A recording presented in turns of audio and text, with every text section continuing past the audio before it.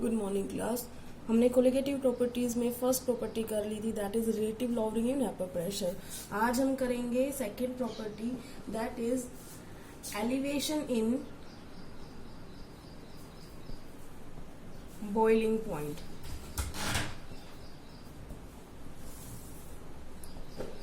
Elevation in boiling point को हम show करते हैं डेल्टा टी बी से।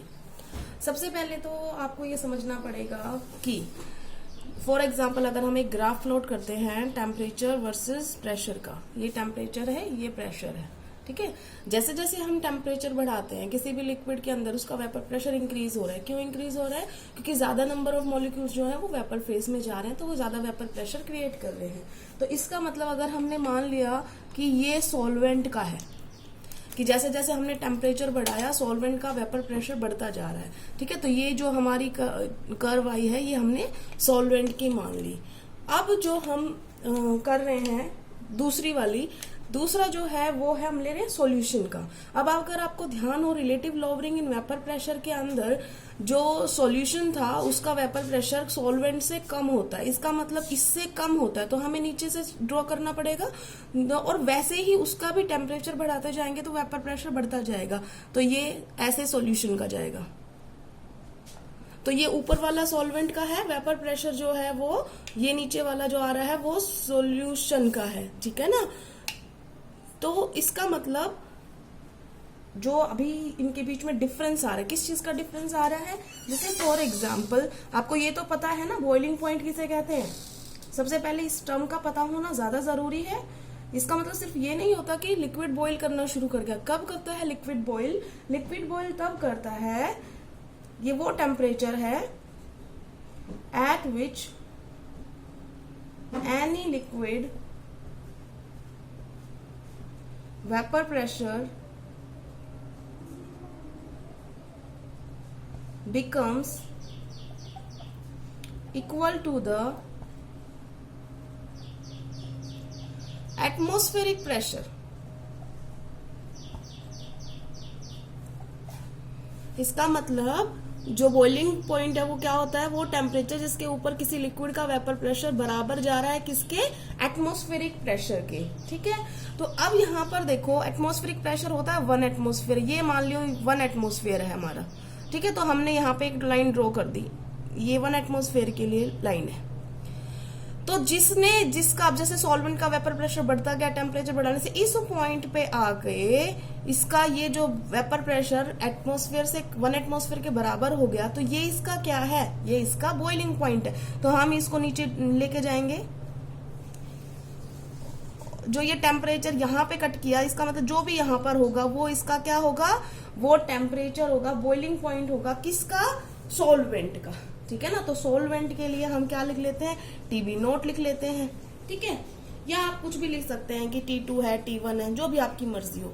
चलो हम थोड़ा इजी करने के लिए कभी कर तो हम ले लेते हैं let boiling point of solution is equal to T2 and boiling point of solvent is equal to T1। अब बताओ हमने किसका लिया है? सॉल्वेंट का, तो यहाँ पे हम इसको क्या लिख दिया? T1।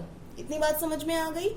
दूसरा हमने अब क्या किया, उसको सॉल्यूशन देखा तो रिलेटिव लॉवरिंग वेपर प्रेशर होने की वजह से उसका कर्व नीचे की साइड आ रहा है और उसका यहाँ पर जाकर मिल रहा है।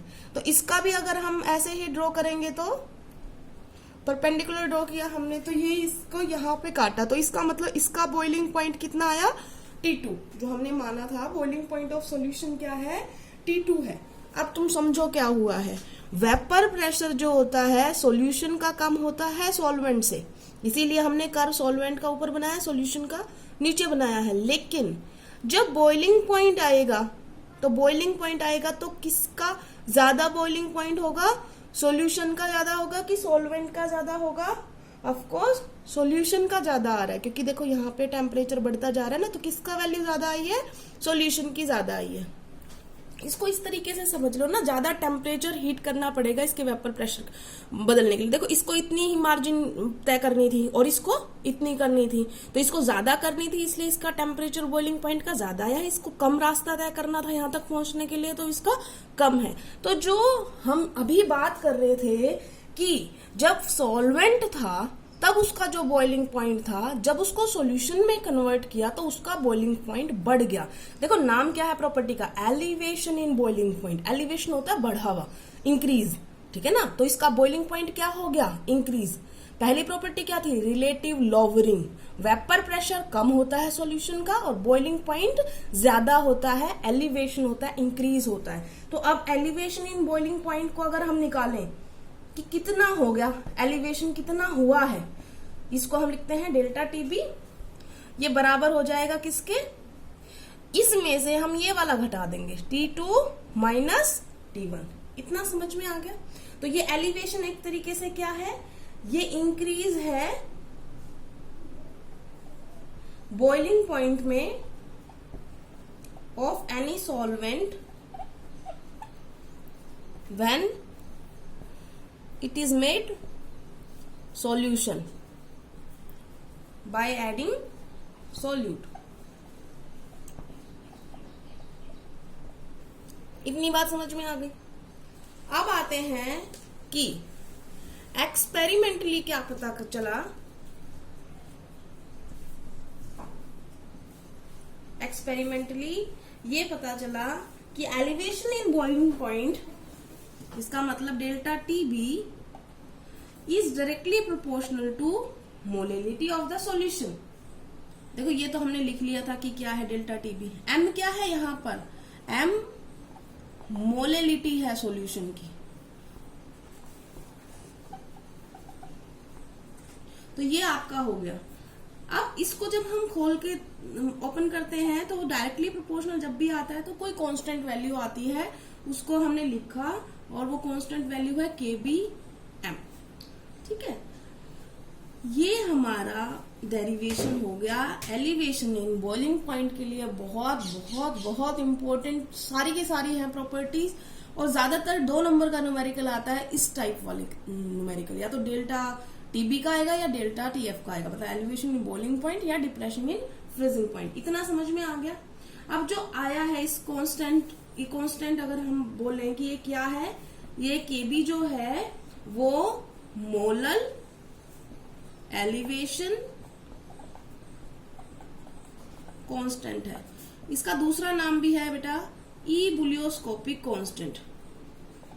क्या नाम है, इबुलियोस्कोपिक कांस्टेंट। मोलल एलिवेशन कांस्टेंट भी है, इबुलियोस्कोपिक कांस्टेंट भी है, ठीक है। तो अब अगर हमें इसको डिफाइन करना हो तो आप क्या करोगे कि केबी क्या है। अगर कोई डेफिनेशन पूछे डिफाइन केबी, तो आपको भी कोई डेफिनेशन देनी हो ना, आप उसका डेरिवेशन में सबको 1 कर दो और उसके बराबर कर दो किसी दूसरी चीज को। तो ये एम मोलेलिटी दे रखी है, अगर ये 1 हो जाए तो ये इसके बराबर हो जाएगा। तो इसकी डेफिनेशन क्या होगी कि molal elevation constant is equal to the elevation in boiling point when molality is 1, कि जब मोलेलिटी 1 होगी तो इसकी वैल्यू इसके इक्वल होगी, तो इसका मतलब इसके बराबर आ जाएगी एलिवेशन इन बॉइलिंग पॉइंट की। इतना आपको समझ में आ गया होगा। मोलेलिटी आपको पता ही है क्या होती है। क्या होती है मोलेलिटी, अगर आप लिखो वेयर मोलेलिटी क्या होती है किसी भी सब्सटेंस की, कि कितना उसके अंदर सोल्यूट घुला गया, ठीक है ना। तो ये इसका अंदर हम मतलब मास ऑफ सोल्यूट, मान लो हम मास ऑफ सोल्यूट को ले रहे हैं, सोल्यूट को ले रहे हैं B, सॉल्वेंट को ले रहे हैं A। तो ये मास ऑफ सोल्यूट, अरे बेटा मोल्स ऑफ सोल्यूट कहाँ लिख रही हूँ, मोल्स ऑफ सोल्यूट डिसॉल्व पर किलोग्राम ऑफ सॉल्वेंट, यही होता है ना। तो अब इसको हम अगर सही तरीके से लिखें तो हमने क्या लिखना है, गलती से मास लिख देता बेटा, मोल्स लिखना था। तो हम लिख रहे हैं moles of solute dissolved in mass of solvent in kg। अगर ये ग्राम में होगा तो हम 1000 कर देंगे। तो अगर मैं अब इसका पूरा फॉर्मूला लिखूं तो मोलेलिटी का फॉर्मूला क्या हो गया है, मोलेलिटी का फॉर्मूला हो गया है number of moles. The number of moles कैसे निकालते हैं, मास ऑफ सोल्यूट बटे में मोलर मास ऑफ सोल्यूट, ठीक है, बटे में mass of solvent in KG. Mostly जो होते हैं न्यूमेरिकल वो ग्राम में होते हैं, तो अगर ये ग्राम में दिया होगा तो उसमें हम 1000 इंटू कर देंगे। अब जो ये आई है, ये हम इसको इक्वेशन 1 लिख देते हैं। इक्वेशन 2 की जो वैल्यू है वो हम 1 में पुट कर दें तो हमारे पास क्या आएगा, हमारे पास डेल्टा टीबी की वैल्यू आ जाएगी, लिख सकते हैं हम, ठीक है। Delta TB is equal to K B W B, हम इसको नीचे भी लेके यहां लिख सकते हैं ना, तो W B M B W A और इंटू में क्या आ जाएगा 1000। ये आपका आ गया प्रॉपर। कई बार क्या होता है आपसे क्या कैलकुलेट करवाते हैं, वो मोलर मास कैलकुलेट करवाते हैं, तो आपको घबराना नहीं है, मोलेलिटी जिसको आती है वो आराम से निकाल सकता है। तो आपसे मान लो कई बार केबी दिया होगा, डेल्टा टीबी दिया होगा, तो आपसे मोल्स निकलवा ले ये देके, डब्ल्यू ए देके सॉल्वेंट का, मतलब इनमें से कोई एक टर्म नहीं दी होगी, तो इस टाइप के न्यूमेरिकल इसमें आते हैं। यार मोस्टली ये वाला भी नहीं आता, ये थोड़ा टफ हो जाता है, ये वाला देते सिंपल बिल्कुल।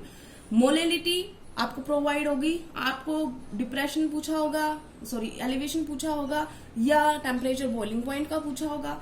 बस इतना ध्यान रखना है आपने कि जब कोई एलिवेशन पूछ रहा है इसका मतलब है ये डेल्टा टीबी की वैल्यू पूछ रहा है, और अगर बॉइलिंग पॉइंट पूछ रहा है तो बेटा बॉइलिंग पॉइंट ये अलग अलग है। अगर कोई बॉइलिंग पॉइंट ऑफ सॉल्यूशन पूछेगा तो आपने T2 निकालना है, अगर बॉइलिंग पॉइंट ऑफ सॉल्वेंट पूछेगा तो आपने T1 निकालना है, और अगर कोई एलिवेशन इन बॉइलिंग पॉइंट पूछेगा तो इसका मतलब इन दोनों को माइनस करके ये वैल्यू निकालनी है, ठीक है। तो आज ये हमारा हो गया है एलिवेशन इन बॉइलिंग पॉइंट, ठीक है। नेक्स्ट लेक्चर में हम करेंगे depression in freezing point, same to same है इसके बिल्कुल जैसा ही, तो हम आज ही कर लेंगे उसे। Thank you class.